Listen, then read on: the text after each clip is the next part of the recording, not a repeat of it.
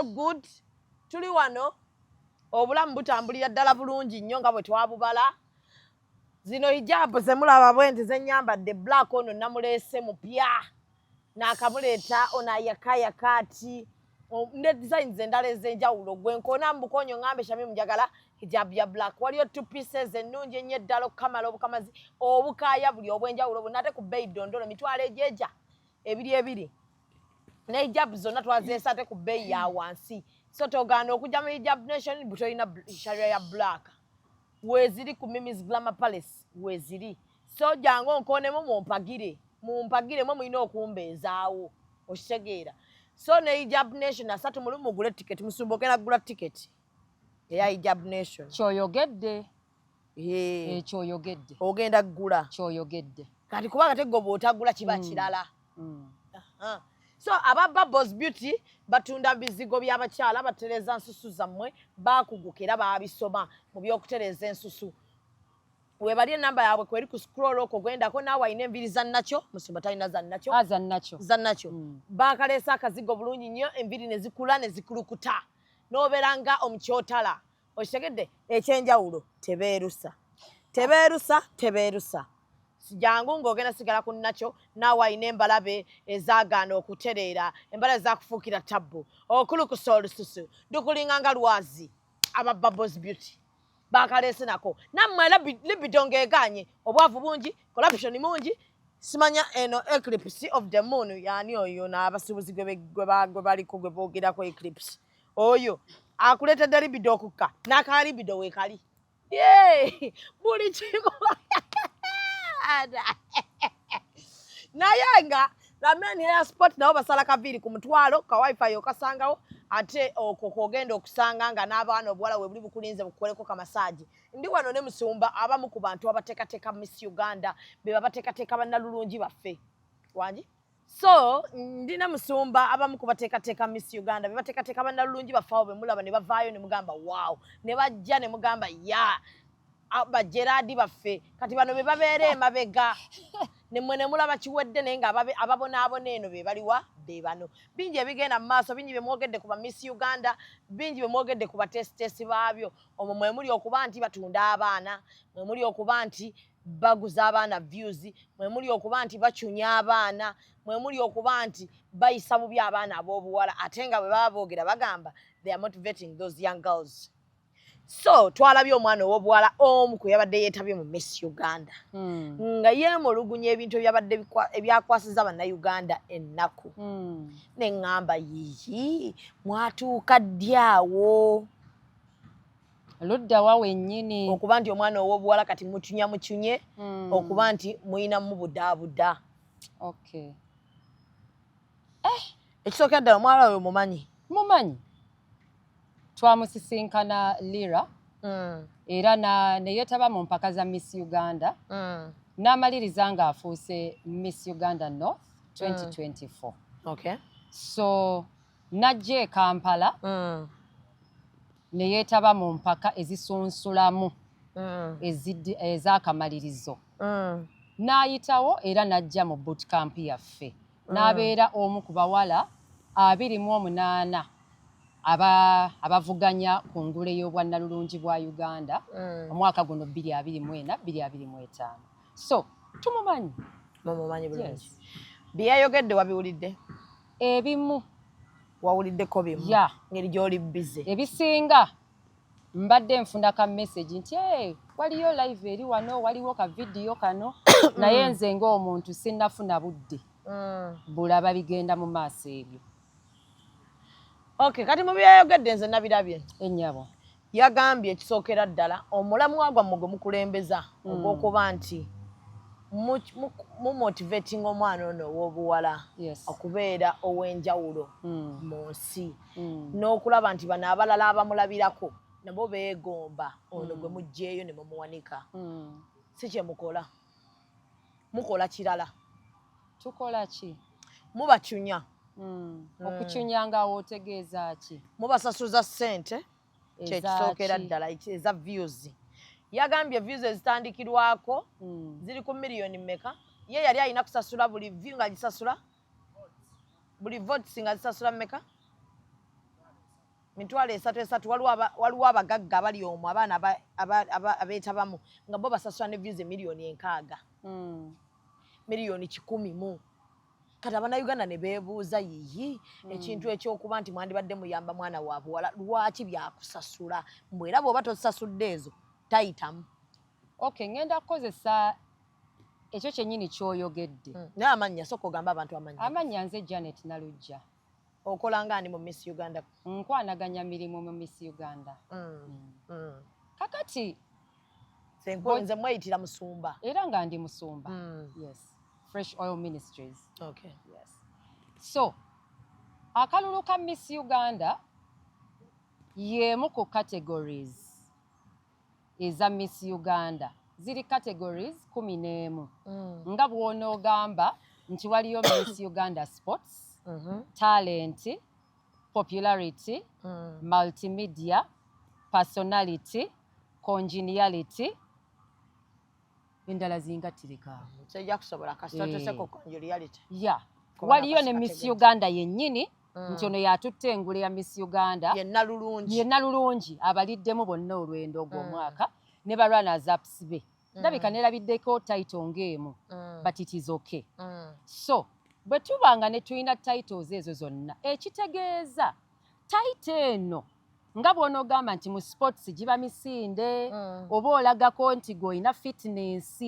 Kakati bwe tutuuka ku popularity oba kano akalulu ke bakuba olwa Miss Popularity, nako kalina emitendera gyako. Emitendera giri 2 nga gyonna gikutuusa ku ggoolo y'emu. Ogusooka buli lunaku buli muntu afunayo vote y'emu. Gwagenda n'ogikimayo n'ogamba nti ngenze mu system nkoonyeemu vote yange bagimpadde. Gwe kennyini eyeesimbyewo. Oba olina abantu bo kati osobola okuŋŋaanya Uganda yonna tuli miliyoni mmeka? Singa 47? Ndowooza oba 5. Osobola okuŋŋaanya Uganda yonna n'ogamba miliyoni aga bonna bagenda kukola ki? Kunnonda. Ekyo teryakigaana. Kiva eri ggwe osobola okusaka n'onoonya akalulu. Okay? So possibility weeri nti ensi yonna esobola okuwa akalulu ako n'ofuna biliyoni nga 8 ez'akalulu. Kisinziira ku maanyi n'obuvunaanyizibwa bw'otaddemu. Omukutu ogwokubiri ng'ate nagwo osobola okugukola ku sayidi y'emu nakano akalulu ak'obwereere nti osobola okugamba nti nze nina amaanyi ga ssente n'ogamba nti nze nina emitwalo 3 givaamu obululu 20. Emitwalo 3 egya Uganda? Egya Uganda. Ofunamu obululu 20. Oba oguze bugule nga bino betugula views ku YouTube oba ku Facebook. Oba obuguze. Ge mateeka agafuga popularity ki vote eyo. Nga sports bwali nti bwe tukugamba samba omupiira wo nga tokaayana. Ontegeera bulungi. Ontegeera kati nkufuna. Otyo. So Miss Popularity emikutu gyayo giri egyo 2. Either you buy oba omenyeka. Oba omenyeka. Munaku. Si munaku. Oyinza okuba nga gwa amaanyi ogalina mu ku ground. N'ogamba banaye nti nnoonyezaako naawe nnoonyezaako. Yes. Oba n'ogula. So kyekyo. So tewali gamba nti naye nga waliyo n'ezoggula nga ziri mu miliyoni 6 oba 10. Nedda tekiriyo ekyo. Tekiriyo. I think vote ezisingayo okuba ennyingi zibeera 100 za mitwalo 7 zezisinga okuba waggulu ennyo. N'ekirala mbadde nsaba okufuna ku evidence eyo nti waliwo omuntu omu eyakwata akalulu mu lutuula lumu n'agula obululu wa miliyoni 6. Bwe yagambye. I don't think online systems bwezityo zisobola okusupportinga ssente nnyingi bwezityo. Olowooza omwana ono obusungu buno abujjawa? Kuba mbadde sikirabangako ebbanga lye mutegekedde. Tukitwale nti ono ye Gerard waabo bonna baze beesimbawo nga teboogera. Si bwe njagala okitwala nandyagadde nze ate okiyisa sayidi eno bwenti.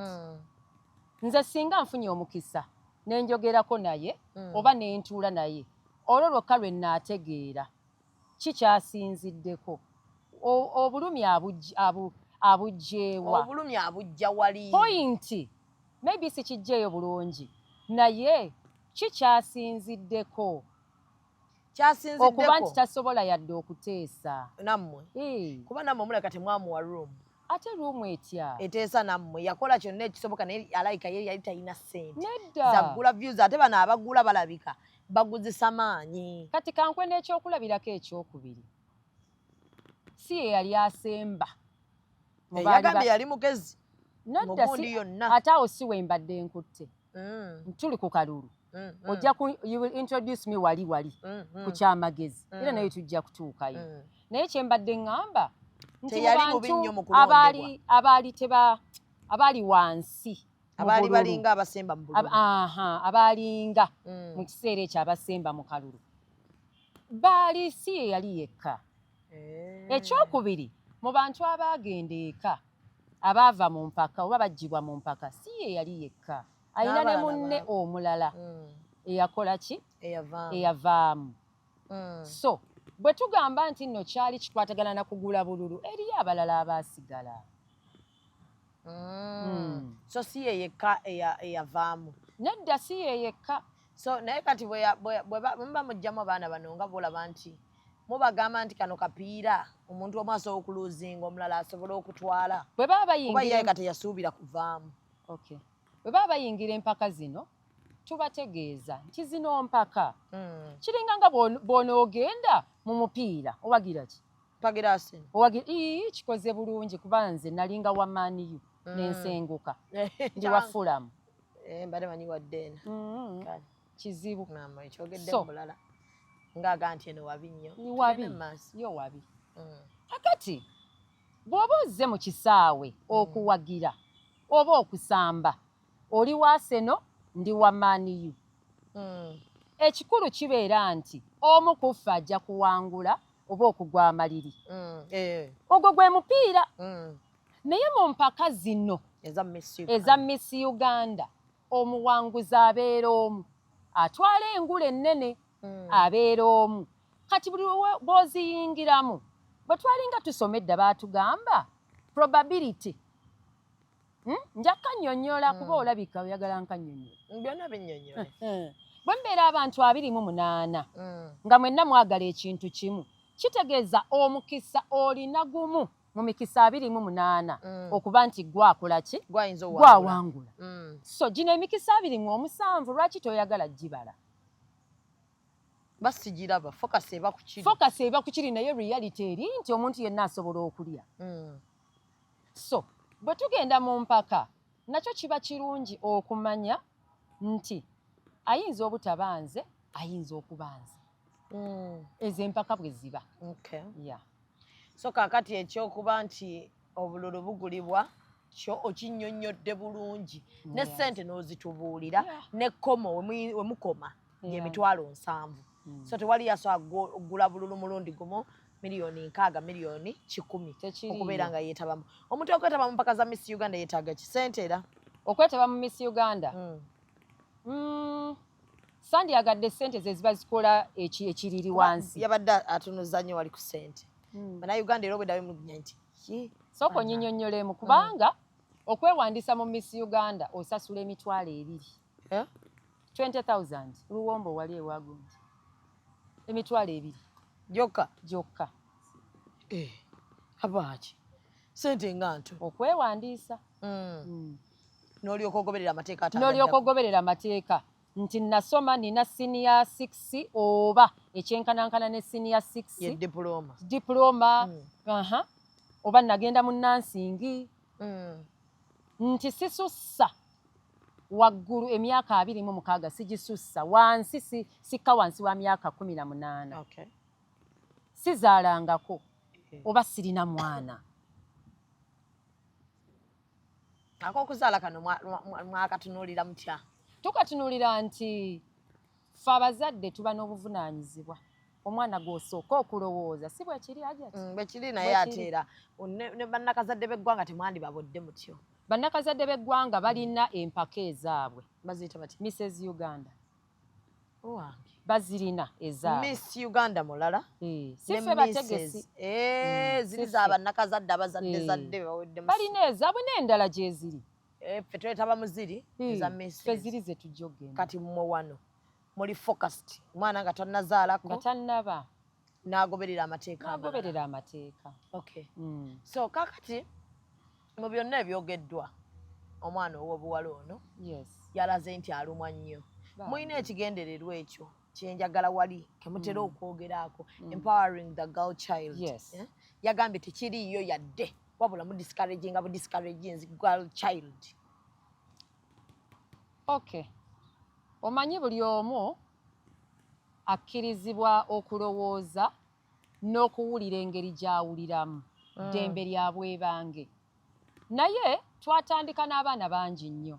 Olwaleero tulina abaana 26. Tetunnafunayo agamba nti ayagala kufuluma olw'okuba anyigiriziddwa oba embeera nkalubo nnyo. Ekyo nange nkyebuuza. Bwe tuba nga tetuba empoweringa, lwaki basigala? Number 2, bw'otunuulira omukululo gwaffe emyaka gisukka 10 gye tubadde tutambuliramu, kubanga Miss Uganda ffe twamukwatamu okuva 2011.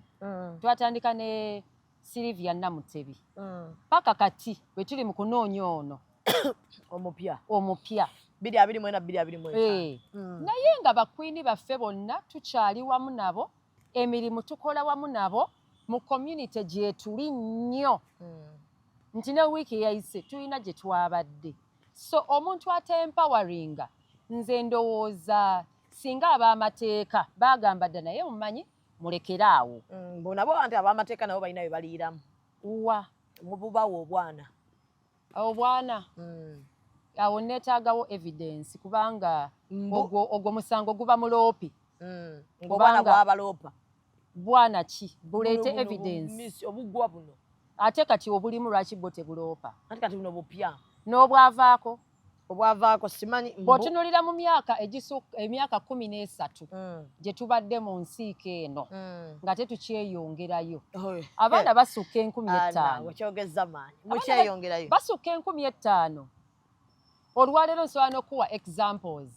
Tulina abaana olwaleero abakola mu Emirates ng'avudde mu Miss Uganda ng'alimu Emirates. Tubafunire balina emirimu mu Uganda Airlines, balina emirimu mu bifo eby'enjawulo. So singa tuba empoweringa, nze ndowooza bandibaddeawo tebayitawo. So ekyokwempoweringa tukyakikolera ddala. Abantu batandise ne zi bizinensi, balina ne zi kampuni. Mugendayo ne mubalambulako tugendayo tubalambula. Okay, so omuwala ono mu bye yayogedde yagambye mugundi mu nteekateeka yammwe mulimu ebyana n'abaana. Era omwo mwe muli Veronica mumusuuta okufa. Veronica ate yaani? Simumanyi. Veronica tetumulinaamu. Temulinaamu Veronica? Temuliimu Veronica. Kaakati nze nsobola okwogera amannya okuva ku lisooka paka ku lisemba. Veronica kubeera wano? Egamba erawo. Era mbu omuntu gw'omala naye mu ne Miss Uganda awedde waliwo akavuyo kangi. Kavuyo nga kati eyawangula si eyatwala engule. Soko ntangaazeemu kaawo nti engule eyagiwangula yali muganda waani wa Sendi. Ne kakkana wano mu kulangirira nga Hana yawangudde. Naye mbu okuwangula okwo nga mulina pressure nga mwalidde akasente ate nga omwana wa mukulu. Mbadde njagala tufune ku evidence eyo nga tukwasibwa ssente oba zaayita ku ssimu oba mu banka oba cash. Gwe temwali mu kavuyo? Bw'olaba naye naawe comments ozijjukira ezo ziraba nga bagamba balimba bundi yeyabadde ali ku race eya waggulu. Bulijjo nze njagala okukozesa omupiira. Bulijjo bw'obanga olina ttiimu gy'owagira ne bw'olaba nga wali akoze ensobi nti ali offside ojaga batusaliriza kubanga oyagala ttiimu yo yeeba ewangula. So nze ndowooza bulijjo omuntu bw'aba n'omuntu gw'awagira n'atayitawo okwemulugunya kubaawo, alumwa n'alabira ddala nga bano abantu babbye omuntu we nga bw'oyogedde. Nga naffe batukuba goni tugamba omwana batubimba bamusaze bubi abadde agenda okugira tukina ekimukuba engwala abadde atunudde wali wennyini ali mu ntabwe tayiza kubanga aluzinze chances. So kyekyo bwekityo bwe kiri. Okay, kakati waliwo wano ka audio kenjaga okuplayingira omanyi obujulizi obwagala nnyo. Njagala okawuliriza. Those girls have signed a non-disclosure agreement. For me on the first day, they're the ones who told me to go on the line. So I didn't sign any agreement until I left. I did not sign any agreement. So most of those girls are scared to talk because they signed a non-disclosure agreement.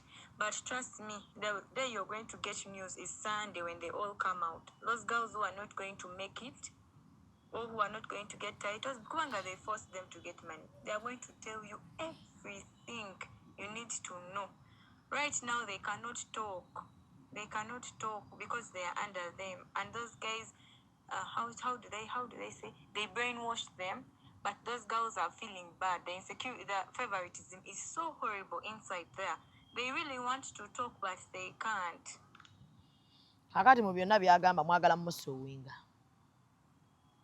Okay. Naye ate nga teyasayiningako nammwe agreement yonna.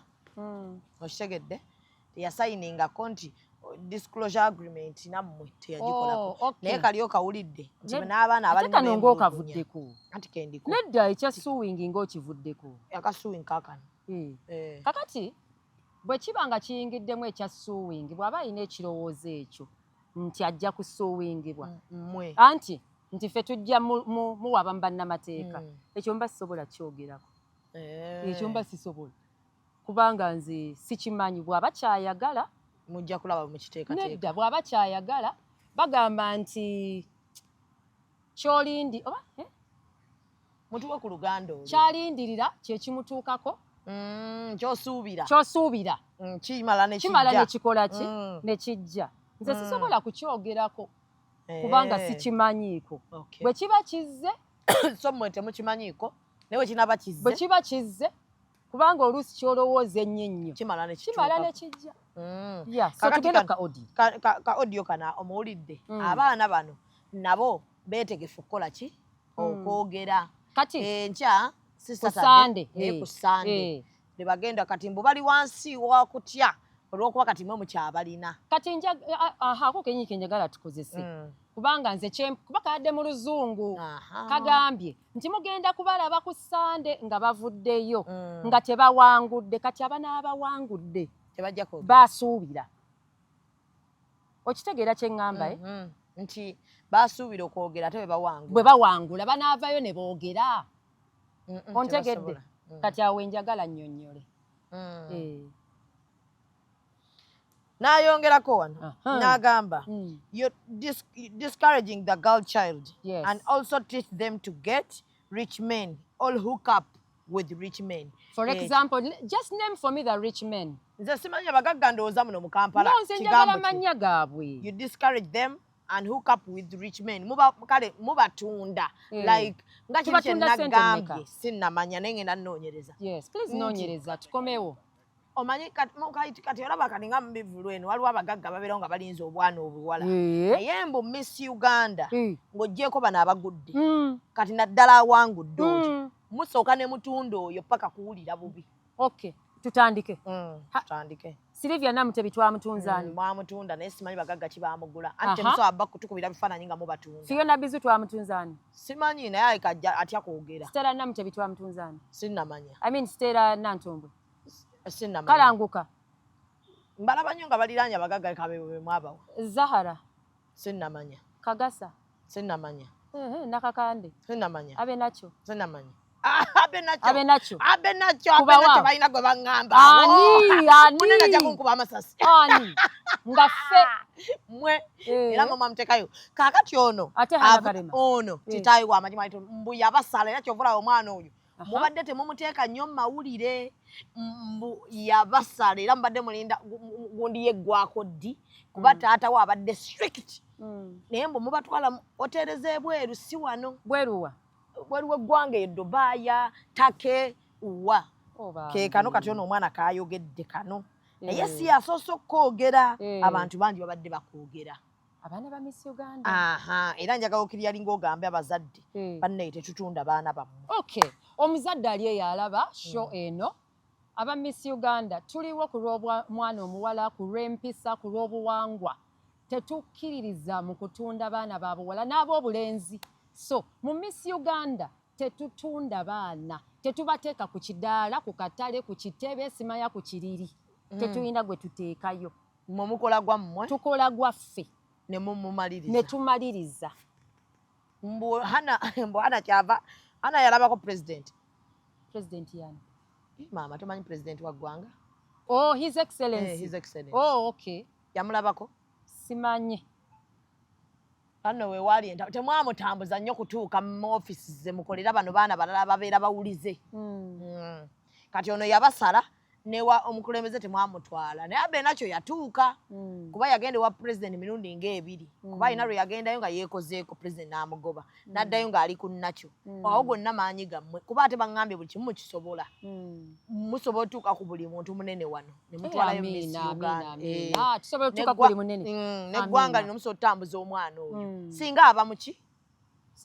muwulize ku mirimu gyammwe gino egy'okumufunamu ekyo tetutunda abaana oba nedda tetutunda baana era tetujja batunda bw'ayagala tubatunde tetujja batunda kati alina kano kagamba you also tell parents to pay money and if that parent doesn't have that money temwefiirayo awo njagalawo evidence ku muzadde eyagambibwa okusasula ssente awo ndi mukambwe ennyo muzadde ki tuveeyo omuzadde ayogere agambe nze bansabako so parents are free to come out yes and send nze bansasuza with what kubanga saga abajje na mimwa bayinza olimba mugaba receipts we baba basasudde si ekyo nga basasudde kye mitwalo ebiri giri ebiri mirala mumu bagamba okumuyisaawo omwana wo abo bajje mubungi bwonna bajje you're ready yes ati kano ko wakalabye the name wasn't Veronica the name of the miss you're favoring is Natasha Nyonyozi maybe yeetaaga okunnyonnyola what favoring means mweyengeri gwe mwagala okuleeta kati oyo yabakoledde yabawulidde muwulize kati gwe mwagala okuleeta okusoosowaza abeere miss naye mbu ng'ate bano abaana bakoze nnyo era baba provinze nti wano kuba bagamba mbu ennaku z'omulonda wano temukyafa nnyo ku kigambo kya beauty mwagala omuntu ng'ali well packaged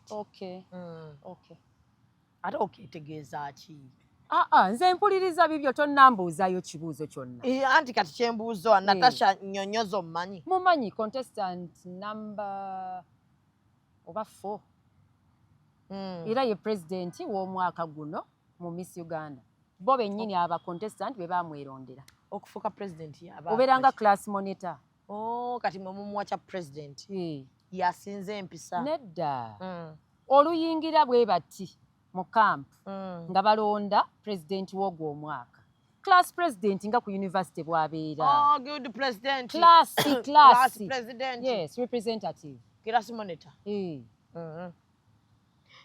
she said you made them pay 1.7 million for Mombasa yes but via Uganda Airlines yes nga bwali butono sente but on 1.7 million yes wadde ekyokulya okujjako pizza and yet you told them Uganda Airlines was a sponsor of the trip mwababba sponsorship kyeki sponsorship omuntu kisinzira terms ze mukoze naye sponsorship ya Uganda Airlines esobola okugamba abaana bonna tubagulidde ki air tickets esobola that is the first scenario second scenario esobola ozibagulya naye ne bagamba musasule revenue musasule tax number 3 so bawa offer kati number 4 jendeeta Uganda Airlines evaayo negamba tiketi katugambe ya $5 inze tiketi njibawadde ku $250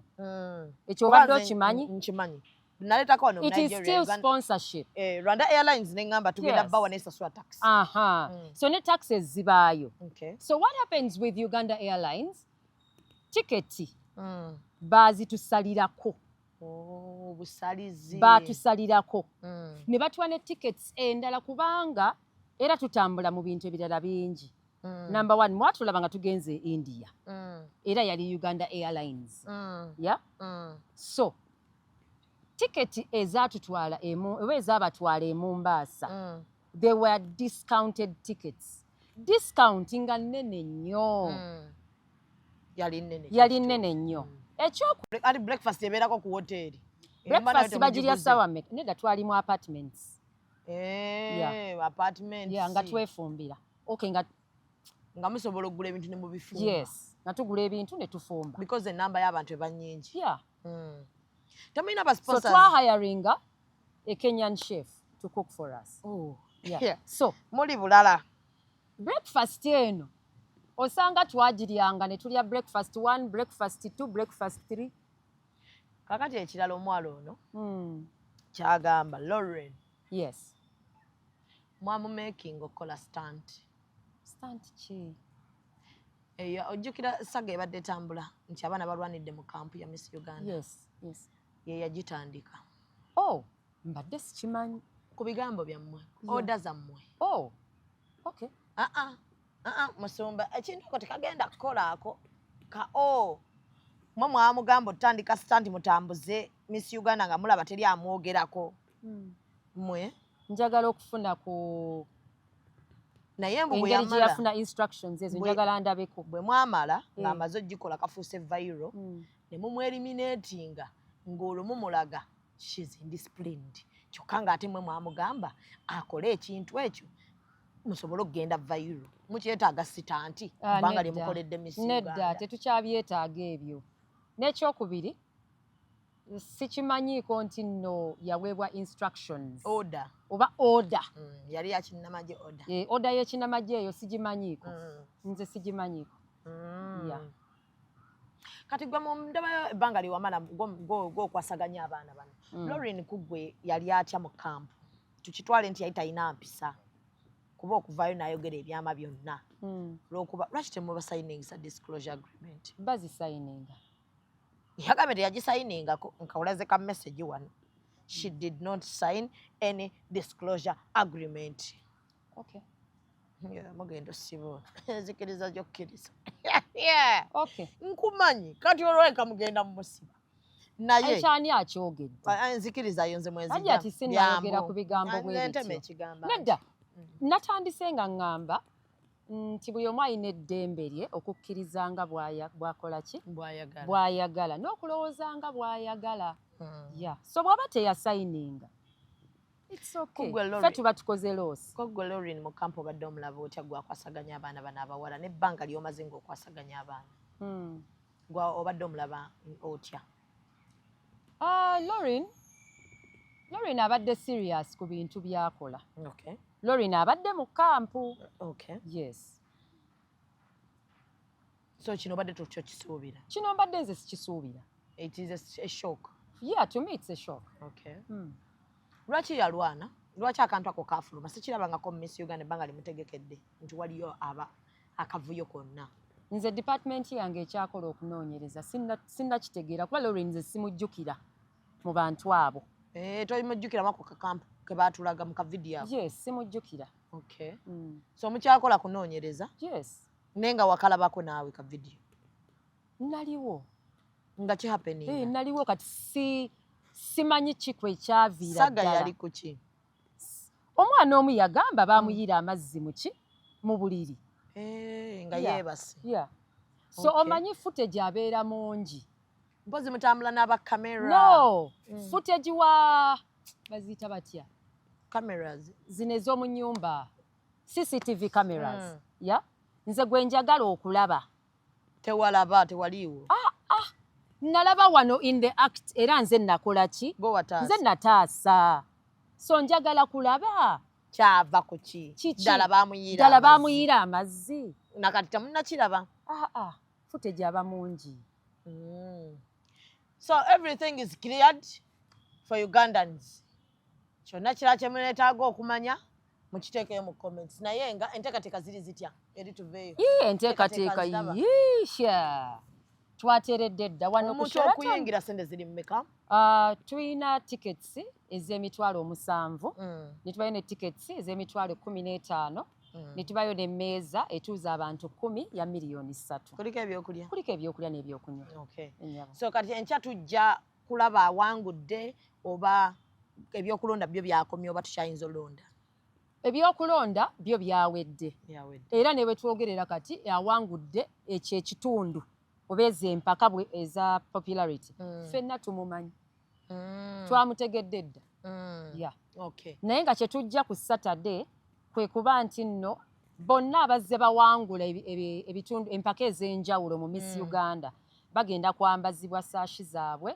baweebwe ebirabo then ne Miss Uganda aweebwe ekirabo kye tumutegeere aweebwe n'ekirabo kye wamala okuwangula mumutwaleko wa of course agenda kusooka kubeera ku Sheraton awummulamu bawummulemu nedda si bonna abanaabeera basinze ku bannaabwe bajja kuwummulamu then bajja kugendako e Dubai abanaabeera basinze ku bannaabwe n'abamu ku ba title holders Uganda Airlines yekikuttemu olw'ensasula yaani eno eya Uganda Airlines ekyo Uganda Airlines ekyekoleddeko yes bawadde ebirabo ate hoteeri zino ze bagenda osulamu e Dubai Uganda Airlines ekikozeeko ne hoteeri ye buli kimu it's a bawadde fully paid trip ogwamwe gwakugiranga yes so olumala atandika okulambula ku bagagga abagagga ki kugendako mu bifo eby'amaanyi kubanga ffe tumanyira Miss Uganda ono w'amaanyi awo nno oba osaze omugambo kubanga sinagusala. sooka owulirize ŋŋamba sooka owulirize Wuliriza leero nange. mpulirizaako Nange sooka leero nze ompulirizeeko. byantalo Lindako, mpulirizaako sooka oleke,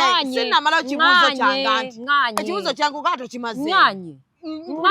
Mpuliriza tugalewo ate sigweosi musumba sigweosi sooka owulire kale kaakati kyembadde gamba nti nga bw'olaba nti Abennecho twamulabako mu conferences ez'amaanyi wano ono hana yali yakawangula waliwo ekivvulu kye yali mu ku Serena era ne twekubyako naye ebifaananyi waliwo oba zaali awards ki waliwo ekivvulu ekyaliwawo nga twambadde black Icon Awards Icon Awards nti kyembadde nkugana ne tulabako Abennecho wa president ne tumulabako n'abagagga kwagalana group kwegamba nga muyina ebintu bye yali aloota nga mubimuwadde awo kusowani kyembadde nkubuuza okuba ate gwe teyagadde kumpuliriza so tusuubire ono nti agenda kubifuna buli mwaka kiringa nga bwe tugamba nti buli mwana ajja neki n'omukisa gwe ya so katulabe gutandika butandisa olunaku lw'enkya katulebe gunaatambula towerabira olina mumumpaamu omwana nitabya nti nga bwewakola kahana simanya noono wa luzungu era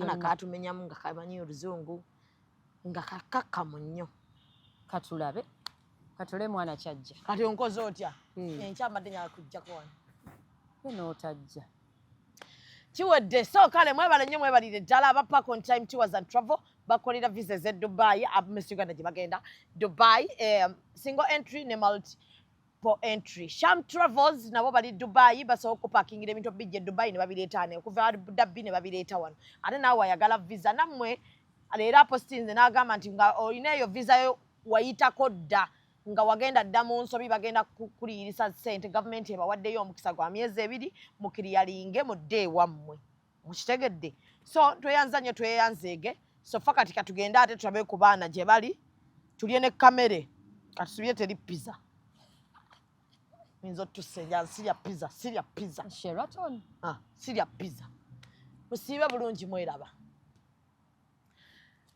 toli mwangu musumba siri mwangu naye toli mwangu